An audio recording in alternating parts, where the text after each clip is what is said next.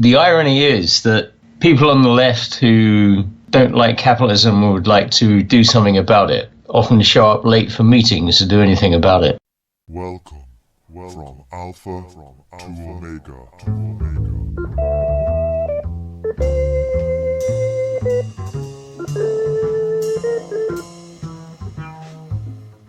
Hello, and welcome to the 76th episode of From Alpha to Omega. Today is Friday, the 30th of December, 2016, and I'm your host, Tom O'Brien. This week, I'm delighted to welcome Tony Norfield to the show to talk about his excellent new book, The City, London and the Global Power of Finance. We discuss the role of Britain in the current geopolitical scene and how and why finance plays such an important role in the UK economy. We also talk about why neoliberalism is a much overused and misused term, the recent Brexit fiasco, and the rise of China and the new Silk Road. But before all that, I have a few people to thank. First off, the new monthly subscriber, Paul H. Thank you, Paul. And of course, to the new YouTube subscribers, James Delaney, Jericho271 and Resilience Code. Thank you all. To everybody else, please like, subscribe, share, tweet or leave a review for the show over on iTunes. It really helps spread the word. So, to the interview. It's been an interesting development actually, which is a little bit odd in some respects because, from your own perspective, you haven't changed from before a book was published to after it's published, but it then gives you a kind of a certain status, so that even if you're not particularly writing anything from a different angle than you had before, the fact of having a book published makes it somehow seem more real. In the earlier drafts of the book, it was more of a kind of a standard, or bits of it anyway, were more of a standard thing of saying, well, okay, this is how capitalism works, this is how it developed, etc., getting on to the particular role of Britain and the particular role in particular of the way the financial system works. And I decided to get away from that more didactic ABC version of explaining things, partly because it can get pretty tedious, and there's been a lot of left-wing commentary, or people who are Marxists do various blogs or writings and articles, and it can be so much of a focus on finding a way to summarize in a different way what Marx said before that frankly it just becomes a bit unreadable. So I decided to cover 3 topics in the book and weave a story around that. And one of them was the position of Britain in the global economic system, giving a particular focus on Britain because when people complain about capitalism, international capitalism, whatever, mainly in focus is the US alone, and thinking that, the British, the French, the Germans, whatever, are just basically sidekicks of the Americans. So I wanted to bring out more particularly the status of Britain in the setup. Another dimension was covering the financial aspects of that position, especially the role of the City of London, because there've been some coverage of international finance or whatever done by people on the radical side of the spectrum, but they would very often look upon London as just being, almost an offshore center for American capitalism, American finance, which is just not true in the least. I mean, the American banks play a big role. It'd be stupid to deny that, but there's a whole lot of other things going on. And the key thing really, which was why the book is subtitled talking about the global power of finance, is to show how the financial markets are an important dimension of world economic power. On the one hand, reflecting that power. So if you've got power in the world, then you're generally going to be strong in finance, but also something that helps maintain and sustain that power as well. So it's not simply reflecting, again, if you're a strong country, big corporations, big banks, etc., you're going to be important in the financial sphere.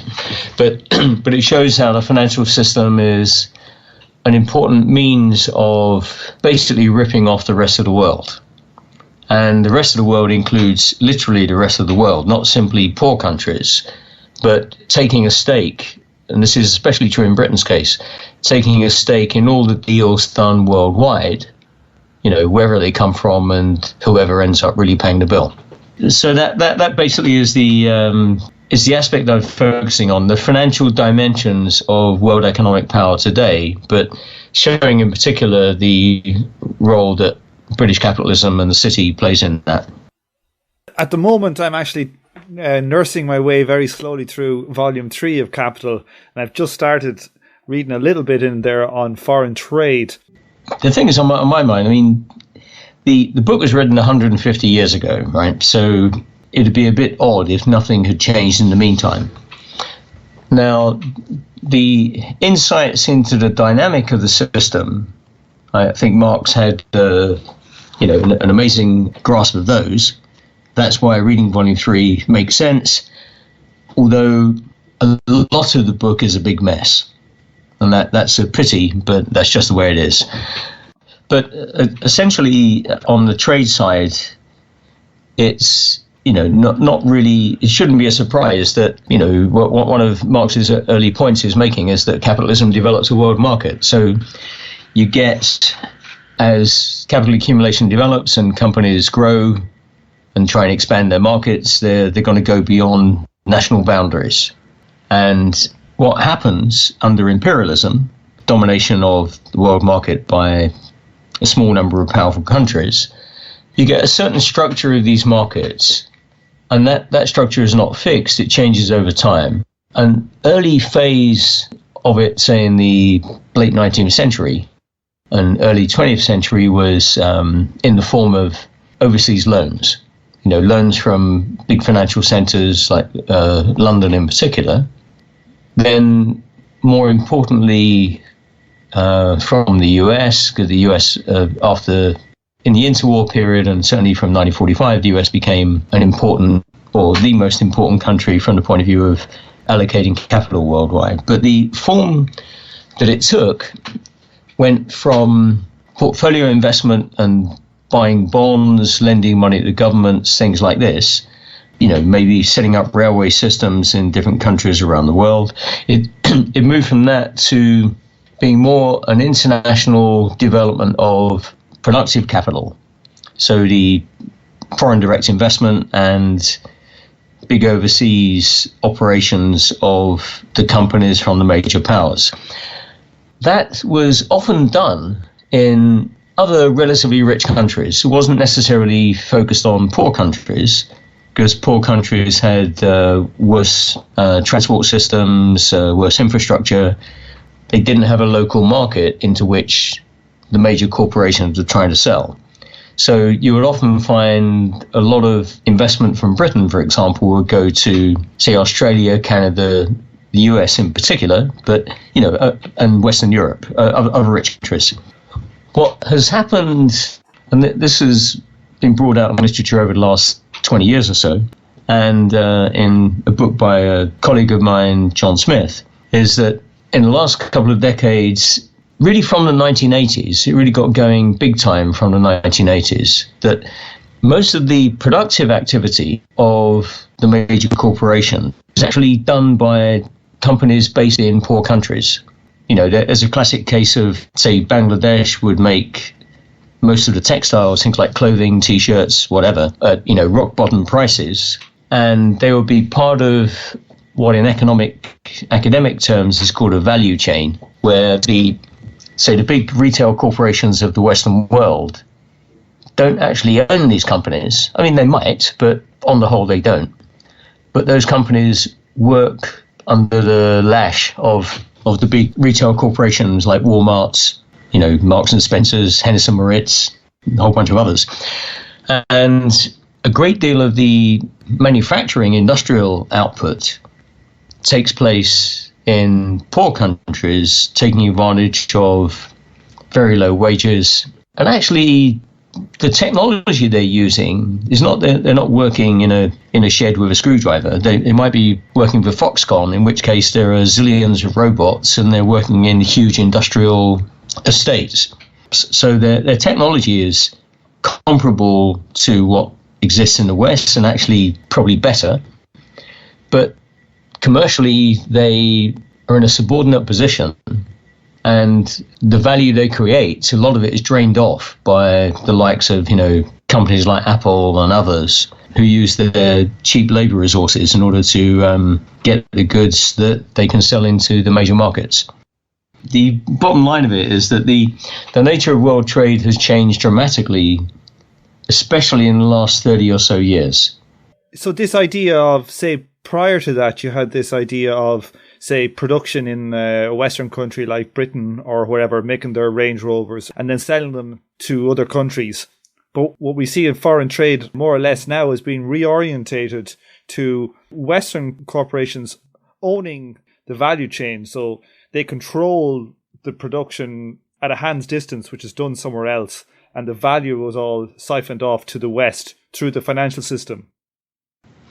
Not entirely through the financial system, although that's an important dimension of it. And if you like, in my book, I'm focusing on the financial system aspect, because that's least understood. It's kind of slightly more straightforward to understand that if you have a large number of small-scale suppliers or other companies that rely upon just 2 or 3 big buyers, for their T-shirts, for their iPhones or whatever it is, then, they're going to be kind of exploited in that commercial relationship. So that's one of commercial power, which is, I think, a very important dimension of the world today. But it's been covered, I think, somewhat more in academic and, business literature and what you can read about in the media.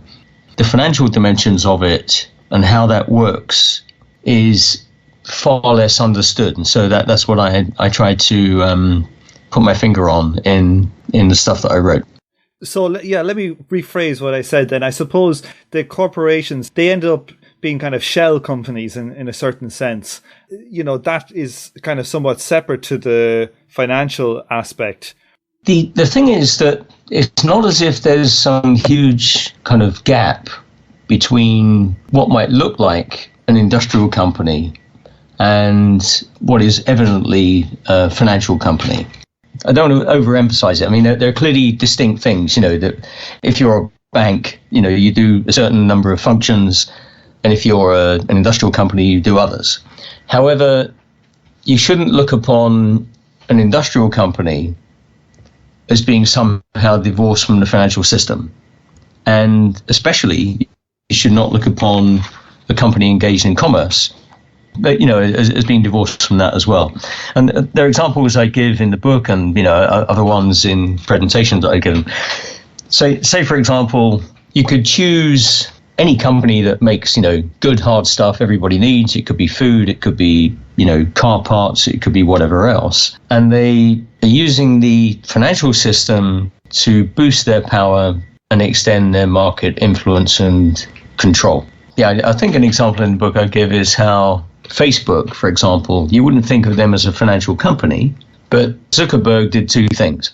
One was obviously having the company quoted in the stock market then meant that the wealth or influence he had was, instead of being a more private internal thing, of running this company Facebook, instead becomes actual wealth that he can use in the market. So Facebook is floated, and if you own a share of it, you're owning a share of a $100 billion company. I think initially it was around $100 billion. Now it's more like 200 or 300, something like that. I can't remember exactly. And what he did was float a whole bunch of shares in the company and sold them on the market to different investors, whether they be pension funds or individual investors, asset managers, whoever.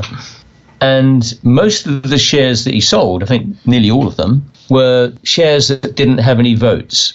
So here you are, you think you own a few percent, not you individually, you wouldn't be able to afford it, right? But if you were a pension fund or an asset manager or an insurance company, you might own 1% of Facebook or 2 or 3%. But you probably don't have any votes on what Facebook does, because Zuckerberg himself owns more than half the voting shares of the company. So essentially, he then has got control of a company worth in the stock market several $100 billion. And when he bought WhatsApp a couple of years ago, he had enough cash in his back pocket, so to speak, or the company's back pocket, to give the owners of WhatsApp a few $1 billion. But most of the money was paid over in the form of Facebook shares. So it's basically, I give you these Facebook shares, you give me the control of your company. So here's an important financial operation for Facebook to imprint its control of a wider range of communications technology. And they've done it with others as well, not simply them. And similarly, Google and other companies have done the same sort of thing regarding other takeovers. So they've done all of these things using the financial system. But, number one, they're not banks. Number two, they may not have even used banks or financial advisors. They might have just done it off their own back, phoning somebody up. So this is what they all do. And even there's companies like in Britain, Associated British Foods, company nobody's ever heard of, but they provide most of the bread and other things that go to British supermarkets. They own Primark, the supplier of very low-cost clothing on the high street. And you've got a bunch of other operations as well, all through stock market takeovers and all that kind of stuff. So all of these companies are heavily, heavily involved in financial dealing, even though they themselves, they're not banks, they're not financial companies in the normal way in which people understand it. So the point I'm making is that the financial system, while there are peculiarities of, say, banks and other financial companies that's important to understand because they help the system tick over and help it work, what they're really doing is facilitating what the underlying capitalism is trying to do, which is basically accumulate wealth and resources and control of the world market into the hands of, a bunch of rich individuals and, a small number of companies. You were saying essentially that we have to look at, say, this increased financialized way we have with larger banks and a lot of more financial dealings, that we should also look at that as a function of where capitalism finds itself and not a kind of a separate movement of its own accord. Yeah, no, in a nutshell, that's it. Because basically, this term financializer is a garbage term, frankly. And it's something which includes all kinds of rubbish, so I don't use it. And it's normally used by people who have a vision of somehow it was better before these horrible financialized things happened. And they're ignoring also why the horrible financialized things happened. Because even the euro markets, which are no longer spoken about now as euro markets, because basically they are how the international financial markets work. But back in the 80s, before a lot of capital controls were taken off by most of the major governments, there used to be a much more of a clear distinction between a domestic financial market and a so-called euro market, more of an international flow of money market. And even that more international flow of money financial market got going in the 50s and 60s on the back of a big expansion of industrial capital worldwide. It was not suddenly a bunch of financiers coming up with a smart idea. Some people would argue it is and give somebody's case that they were the first one to do this, the first one to do that, and they, had a coffee in the morning and chatted with their mates and came up with a bright idea. But the reason they could do it was that there was a demand for this kind of innovation on the part of major international companies. So the core force behind the development of financial operations is the development of global capitalism. By global capitalism, are you talking about the overall expansion of capital post-World War II into different markets, or are you talking more about the offshoring of production? It's both, because you had an important expansion of overseas industrial production quite a lot of it from the US. But, it had been in place already. The British had all kinds of operations in other countries, and so did the French and whoever else. But a big phase of it occurred in the 50s and 60s in the post-war world. And it was on the back of that big expansion of international productive capital, where you'd had, you had, I think maybe even the invention of the term multinational came then. And there's much more of a big discussion about multinationals. And you had the Europeans being worried about the big American multinationals. How are they going to compete with them? All of these sorts of things going on. But so you had an expansion of productive capital worldwide, more and more important large conglomerations of companies. They might have been in mining, they might have been in industry, they might have been in commerce, or a mixture of these. And the banking system and the financial system evolved or had a new phase of evolution, put it that way, around these developments. Let's say they didn't come out in a vacuum and just declare, we've come up with this smart idea, and so we're going to do this. No, there had to be an underlying demand for it, and the underlying demand was given by the international expansion of capital. That international expansion both being in the productive sense, of having operations in other countries, and also in a huge expansion of international trade. And you had, through the post-war period, a lot of barriers to international trade in terms of, import controls and tariffs and everything. All of those were steadily reduced. So you had a far greater reason and need to do, foreign exchange deals, international loans, international financial transactions of different kinds. And it meant that it created what some would call a financialized world, but as I say, that ignores the fact that really it was a necessary consequence of that stage of capitalist development. Whereas when people use the term financialization, it's often heavily laced with a kind of nostalgia for something else and a belief that had there been some other policies in place, things would have been very different. And frankly, it's not very plausible. We have this critique of the size of financial sector, well, certainly like in places like the UK and America. How much of this critique is missing the ball? A lot of people on the left talk about how we should rein in Wall Street and rein in the city of London. Like, how possible is it just to legislate away what kind of functions they operate and keep a functioning existing capital? Well, it's largely, I would say, a stupid utopian perspective. Don't hold back. Don't hold back. Well, say for example, the euro markets I mentioned earlier, they grew up on the basis of capitalism's expansion internationally, requiring things that were then restricted by US government legislation. Right? The way the US government tried to constrain domestic financial markets meant that companies couldn't get access to the funds they required or at the right cost. So hence the euro markets. So essentially, international capitalism, or capitalism generally, finds ways around any barrier. And often legislation is proposed, which, it's true that if there are any aims to control financial operations, either they will be stymied in legislation or the legislation will be amended so it won't really have any effects. Fair enough, that happens. But what do you bloody expect? These are the guys running the system. They're not going to be, voting to saw their own legs off, right? And basically, if you if you saw that and then you thought, aha, right, if we could find a way to constrain these buggers and stop them messing everything up, right?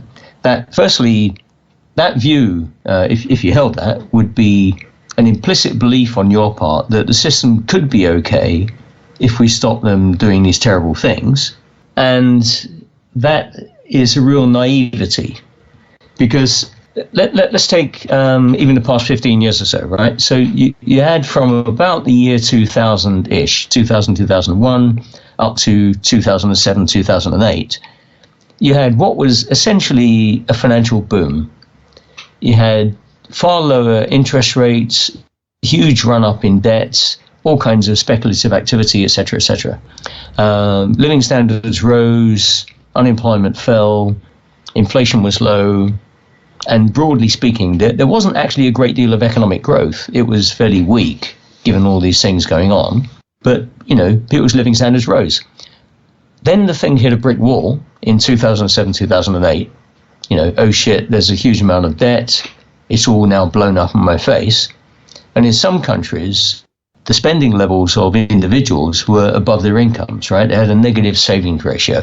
So to blame the blow up in 2007, 2008 on the financial system, number one, it makes you think, well, why aren't you complaining about this over the past 5, 6, 7, 8 years?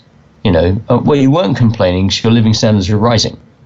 And even if I told you that your living standards are rising on an illusory basis, just an expansion of credit to give you better living standards. And, you'll know presumably about the case in Ireland. This was all wonderful stuff, right? And then the whole thing went to shit in 2008. Well, number one, it's ignoring the previous situation wasn't normal either.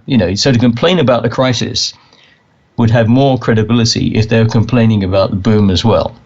What they're missing by just complaining about the crisis is how come capitalism gets itself in the situation in the first place. And it gets itself in that situation because underlying profitability wasn't enough.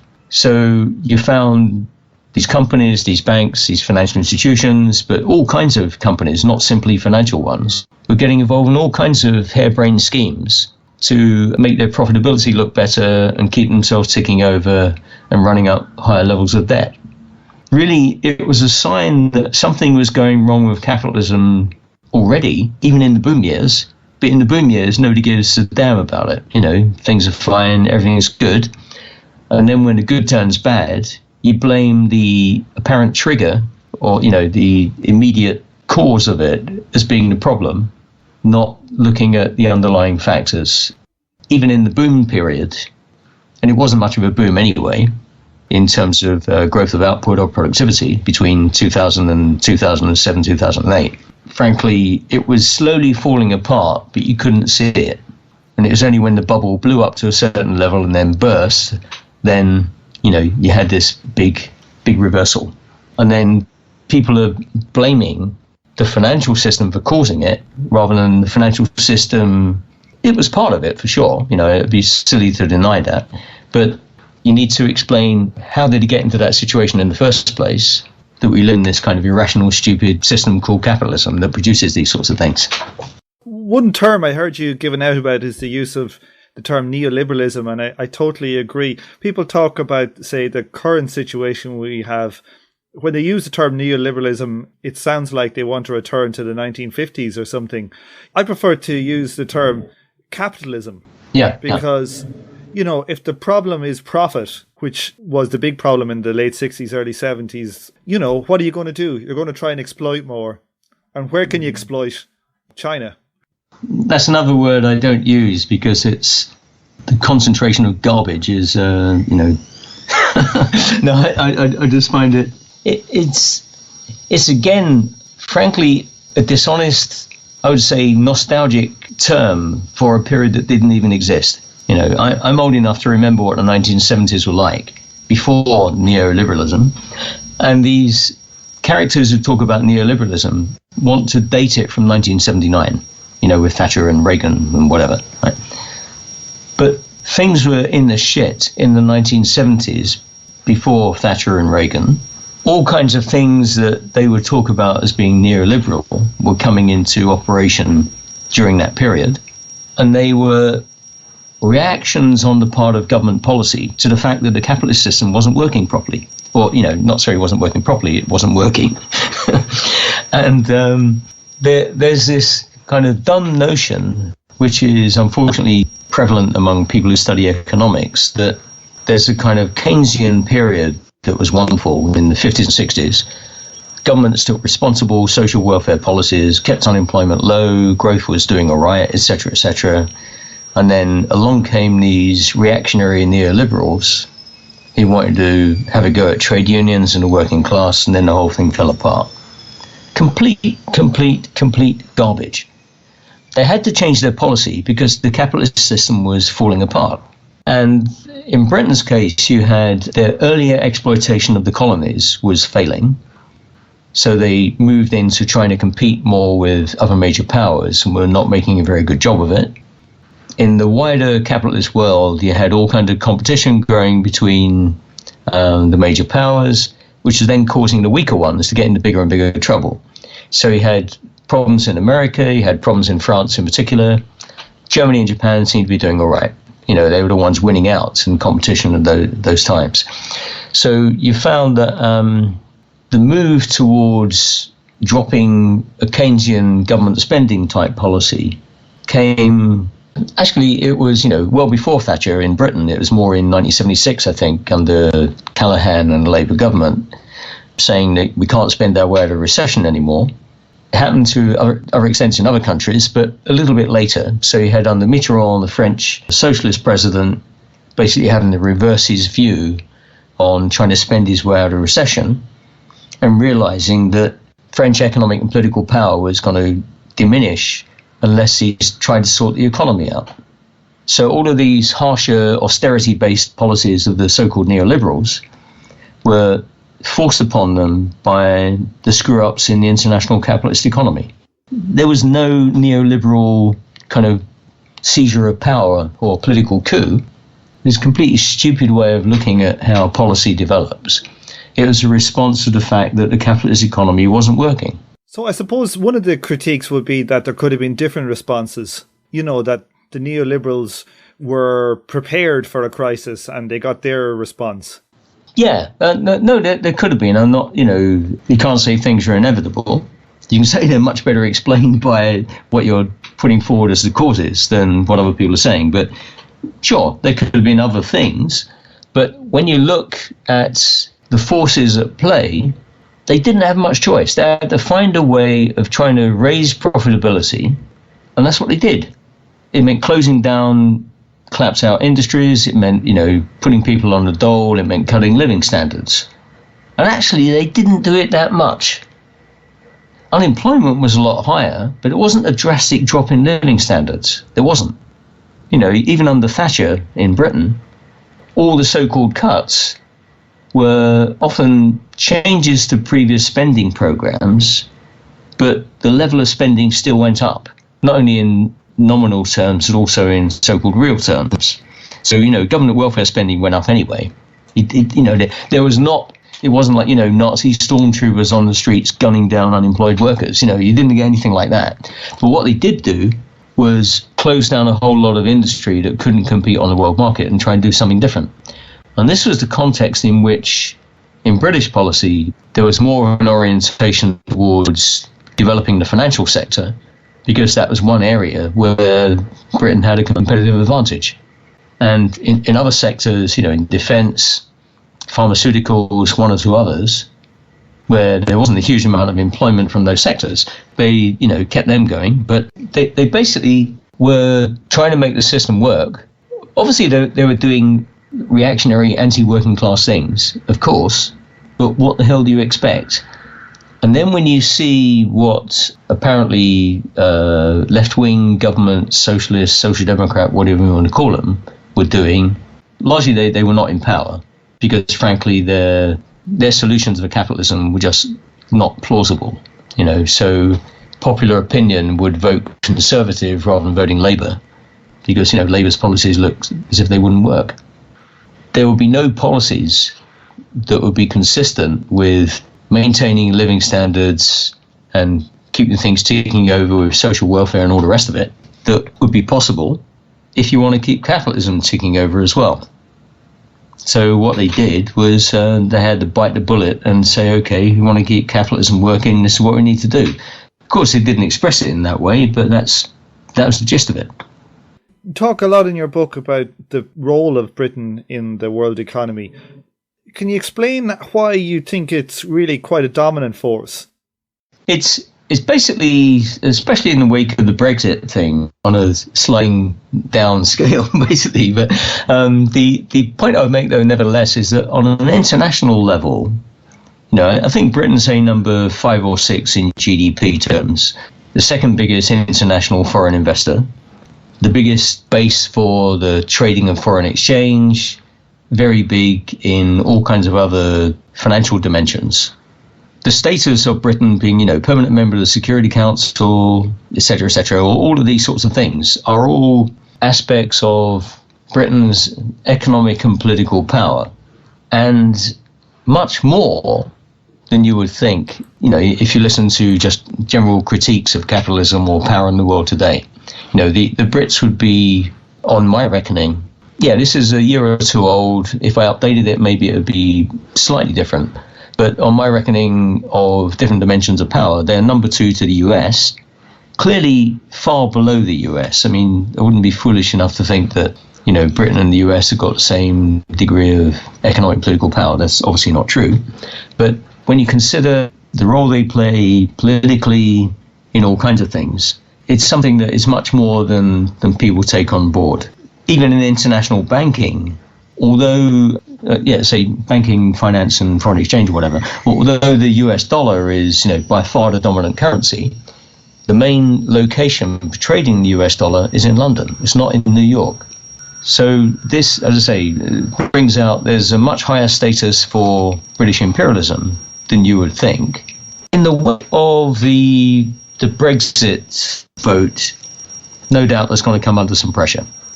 I think in economic terms, it was frankly a stupid thing to do, but it shows and it's an indication that there is a problem. That if you have a democratically elected government, given all the caveats of influence on voting and media control and all that stuff, but basically you've got a large number of people voting for a government, then the problem is the ruling class has got to take into account popular opinion. And popular opinion, especially in England, went for Brexit, basically as a protest that the earlier phase of, what's called globalization hadn't done a lot of people much good. Interesting sociological surveys about Brexit showing that you can more or less break it down by income group.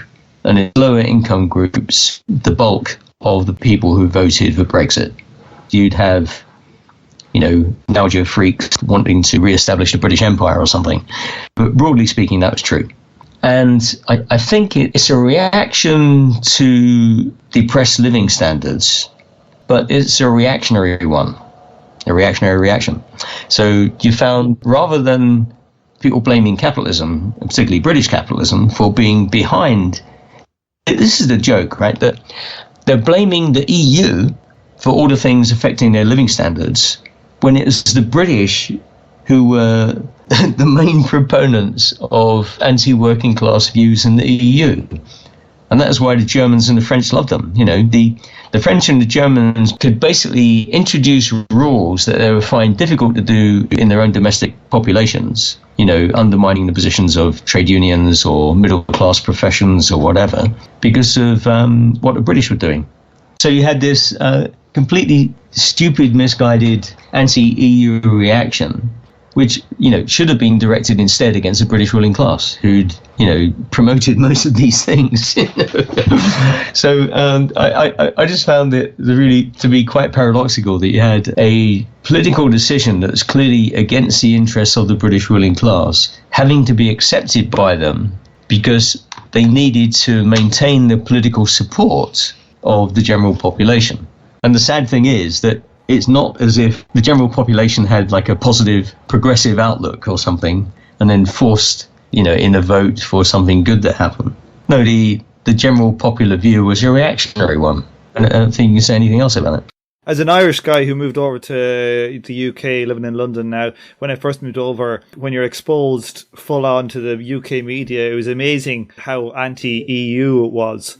People that would be on, say, respected political people on BBC just saying things that were completely false, outright lies about the EU. And it's weird because it seemed to me that they always used this EU as a kind of a thing to blame for the actual policies they were doing. So it was a kind of a way of protecting, say, the Tories or whoever from actually what their policies were. But then, weirdly, it took on a life of its own and there was true believers and came back and bit them on the ass.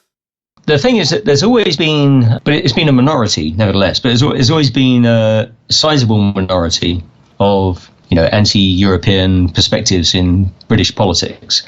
And even back in 1973, I think it was it when the vote took place, it was a referendum was 1/3 to not join the EU or not maintain the membership or something. No, sorry, 75 was when a referendum took place.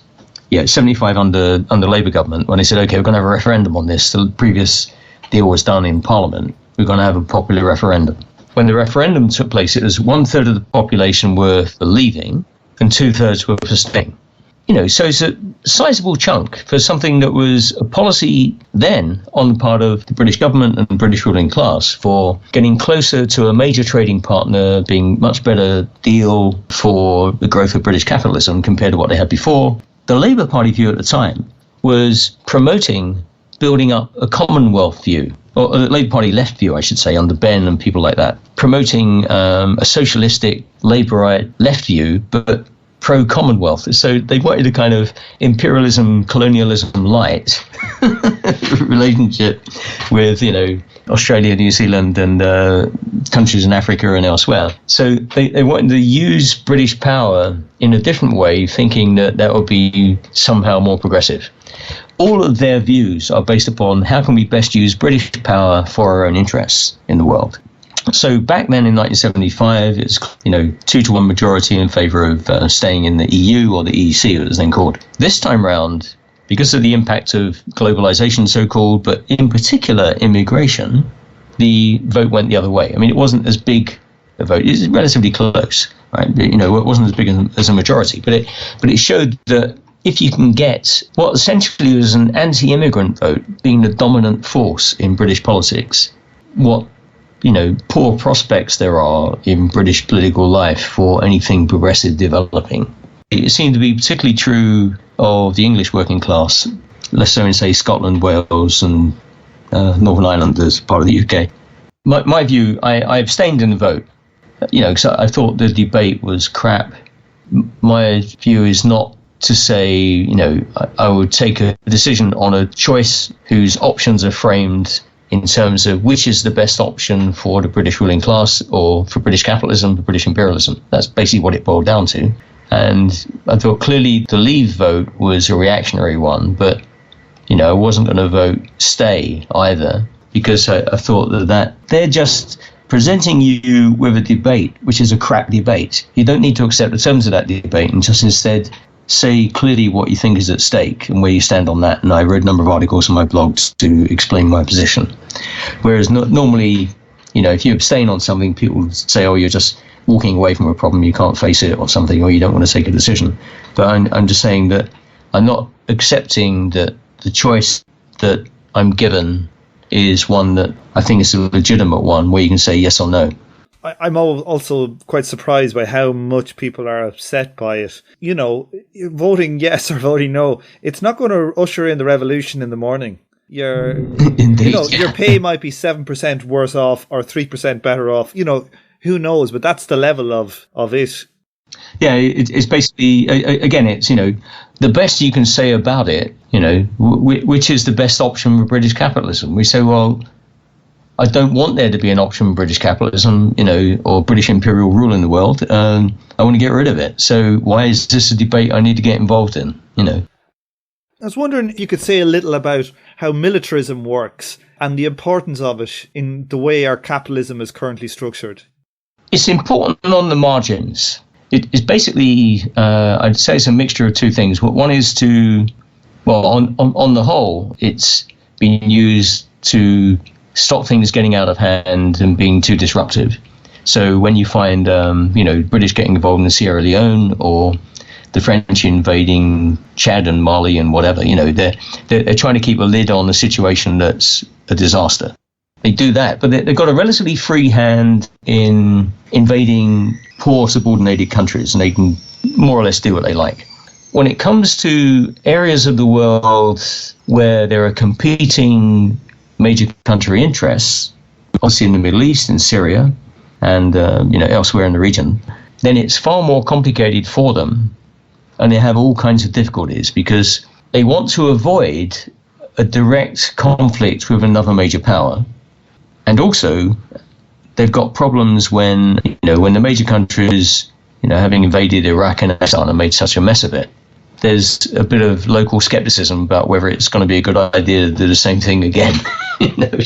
So the militarism thing is it's an important tool. I wouldn't say last resort, because they often do it well before the last resort, but it's something that they're more wary of doing directly.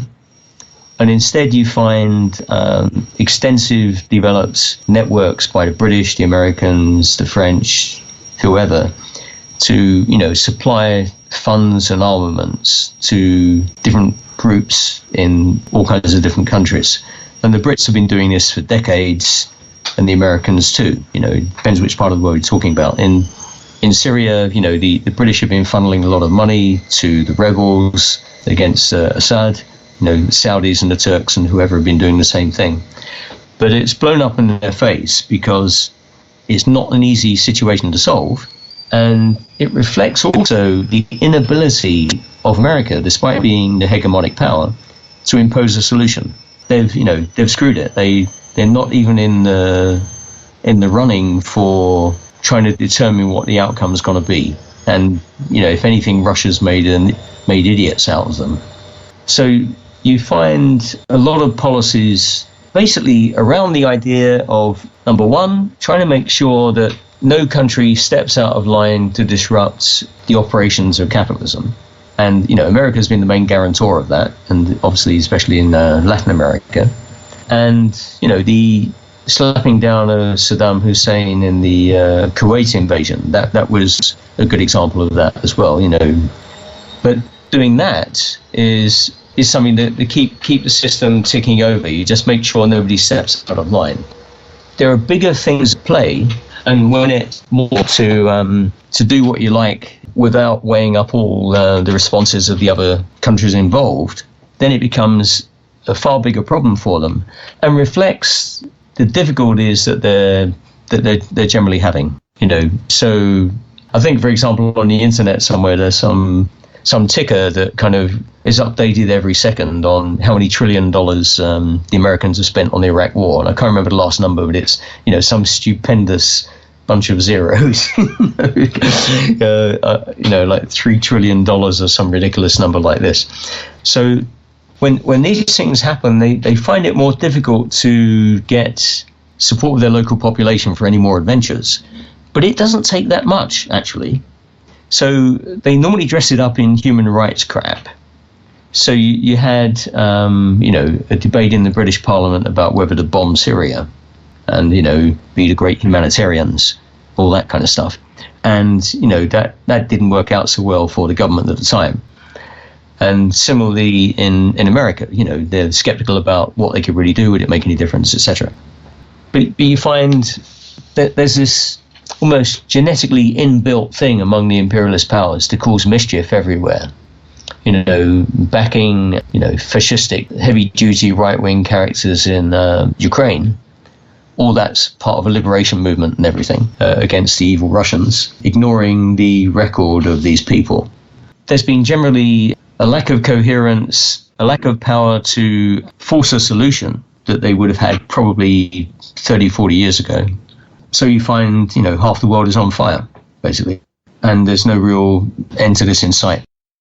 With the current structure of how all these major corporations, say, are kind of not exactly shell companies, but they're kind of small financial type companies managing the relationship to production in, say, the Far East most of the time. Don't know if that's the politically correct term, let's say China and Asia. Is there a risk for the West, for the capitalists, that somehow they can lose control? Say they control all this through, the financial, the legal aspects, whereby one day China wakes up and just goes, we're not going to play those rules anymore. All this production, we're just going to produce all these things ourselves and keep all the value. Is there a risk for the Western imperial powers? There is, yeah. And in my book, I have a kind of a ranking of imperial powers. And, you got US is clearly the top one. And the UK, head, shoulders, and more or less elbows below the US, but nevertheless number 2. Number 3 power is China. And China has been growing in the rankings steadily over the last decade or so. And it's, if anything, with the stagnation in a lot of Western capitalist countries, China, although it's got all kinds of domestic economic problems and bad debts and all the rest of it, it is still growing and still gaining influence. It's doing it in a way which unfortunately is pissing off a lot of local countries. So you found that one of Obama's latest moves was to get this Trans-Pacific Partnership. I can't remember the initials now. And that was explicitly to exclude China. The Brits had a different view. This is an interesting distinction between the policy of the British compared to the policy of the Americans, as compared to the usual story that the Brits are just, lackeys of the Americans. But the British have been cozying up to China for a number of years now, in the financial sphere, in terms of trying to attract investment and all the rest of it. And the Chinese have been gaining in economic direct investment influence, in financial influence. Even the growth of their currency has been dramatic. It's still a very minor currency, but it's now, I can't remember offhand, like number 7, number 8 in the world, rather than, number 99 in terms of the volume of it traded. And the volume of it traded now has, been growing quite a bit, to the extent to which in the latest Bank for International Settlement survey, London's foreign exchange position fell back. It was still well above everybody else, but it fell back. And a lot of it was due to weakness in Europe, economic weakness in Europe, and a big growth of financial developments in Asia, China, Hong Kong, Singapore, etc. So there is a definite rise of important Asian countries with China in the lead. They're not on each other's side, don't get it wrong. It's not as if there's some big group of Asia against Europe or whatever. Each of them got different interests doing different things. But it's very much the case that China's power has grown dramatically in the past number of years. I detail examples over that period in the book, and there are others more or less every day of the week that you can read about in the media as well. So that means that the tectonic plates, if you like, of imperial power are shifting, and it's no longer the case that the world has to do what half a dozen US West European powers want them to do. And it's a recipe for instability in the existing structure of imperialist power relations. But it's one that is going to be an interesting environment for global politics as well. There's going to be lots of things going on in the next few years. And interestingly, with Trump, I wrote an article on my blog on this just about a week ago, that basically it would appear that in some respects Trump is more likely to side politically with what Russia is doing, because that's not really an economic threat to the Americans. The economic threat to the Americans is China, and Trump's kind of more nationalistic economics tallies with a broad popular opinion in America, not simply among the white working class. It's, very, very broad in America that China is a big problem and an economic threat. So there is a change in relationships probably going to come about in Trump taking charge. And it's, a different ball game from what was true in the past 20 years. There are other players on the global scale now, whereas it used to be the Americans and American allies, running the show. And that's not true anymore. So China are expanding their Silk Road, this idea of linking up the Asian continent with a high-speed rail into Europe even. Russia are a member of the Shanghai Cooperation, as is Iran, and I think India and Pakistan are getting into that Silk Road, and even linking into Germany by train, I think even as far as Portugal. So we seem that the great fear of, say, imperial strategists would be, an Asiatic continent that gets closer linked and becomes its own economic kind of a unit. Should we see this Trump cozying up to Russia, the split in, say, the establishment politics in America as a way to try and fracture that kind of coming together of the two great Asiatic powers of Russia and China? Yeah, no, they'll try all kinds of things. I mean, the American strategy before was to endorse India's, accession to having nuclear power and nuclear weapons. China's been on America's radar for a very long time, and they wanted to have India on their side and, against China. The deals between India and China are a bit fragile. They've had border wars over, not recently, but they have had in the post-war period. And, they're not the best of friends necessarily, but and I think for that reason, there is no great political unity among that group of powers, say, group second-tier powers, say with Iran and whatever. But they're all pissed off about how the infrastructure of the world economy is run by the Americans and the Europeans.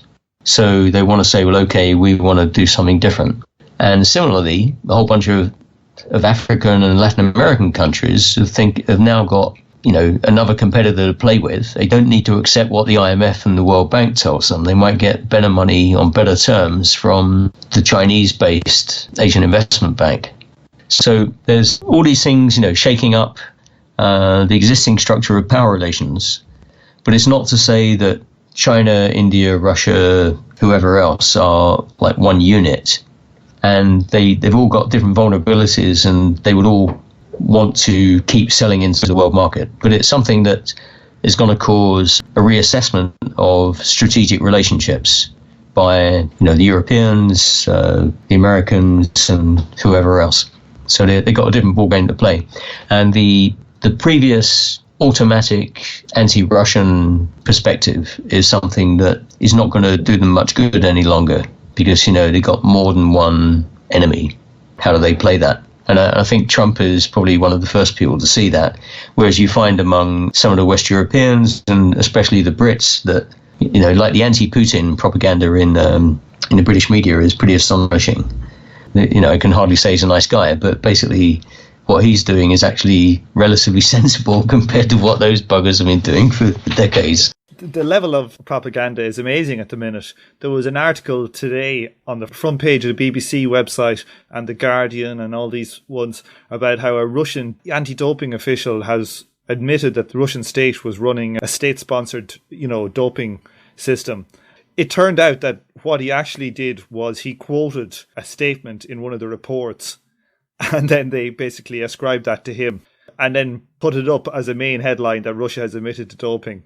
The first paragraph says what he said, and then the second paragraph says, well, he was only quoting this, and they have, the Russians have appealed against what were our poor journalist ethics. If any news comes up about Russia, I never pay any attention to the British-based press. It's just, as I say, it's funny. It's almost as if they're kind of genetically unable to, to come up with a straight story, giving the evidence one way or the other. They just always have to find some anti-Russian thing. And, again, I'm far from saying that Russian policy is, some progressive wonderland. It isn't. But basically, the British media is almost psychotic in being anti-Russian. And then you see media in other countries or other things available on the internet give a far more interesting, detailed and balanced view about what's really going on. Well, thanks very much, Tony, for coming on the show today. Yeah, I hope that my earlier comments don't appear to be too much like random ramblings. We'll find out.